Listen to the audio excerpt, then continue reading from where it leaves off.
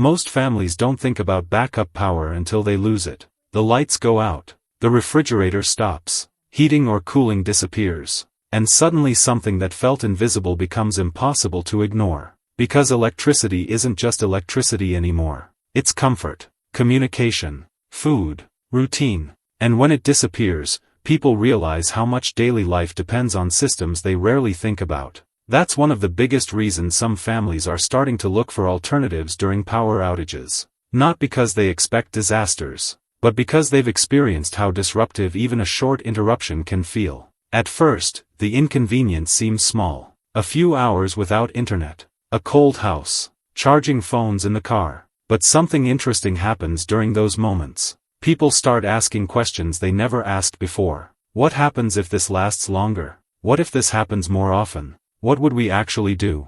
And those questions change the way people think about energy. Because power outages reveal something most people don't notice in normal conditions. Dependency. Modern homes are built around continuous energy availability. Lighting, heating, cooling, food storage, work, entertainment, security systems. When everything works, dependency feels invisible. But once power disappears, dependency becomes obvious very quickly. And that's where many families begin exploring alternatives. Not because they want to disconnect completely, but because they want options. That distinction matters. Because alternatives aren't always about replacing the grid.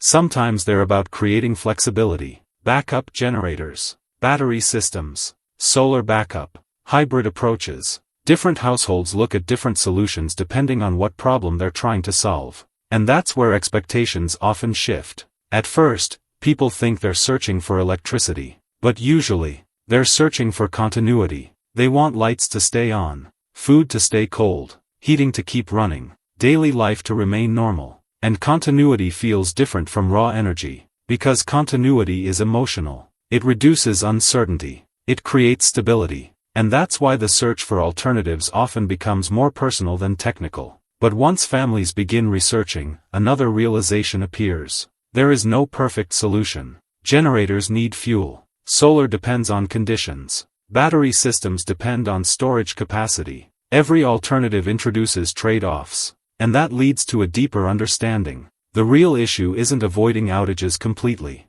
It's reducing how much control outages have over daily life. That shift changes everything. Because now the question isn't, how do we prevent outages? It becomes, how do we become less vulnerable when they happen? And that's a different way of thinking. Not resistance. Resilience. Small changes. Layered systems. More than one option. And that approach is becoming more important as families become more aware of how connected daily life has become to uninterrupted energy. There's also something psychological happening. People feel more comfortable knowing they have a plan, even if they rarely use it. Because alternatives don't just provide power. They provide confidence. And confidence changes behavior. That's why more families are exploring backup options today. Not because they expect failure, but because they no longer assume uninterrupted energy as automatically as they once did. If you want to explore how families evaluate backup energy options and what factors matter most during outages, there's a structured breakdown in the description.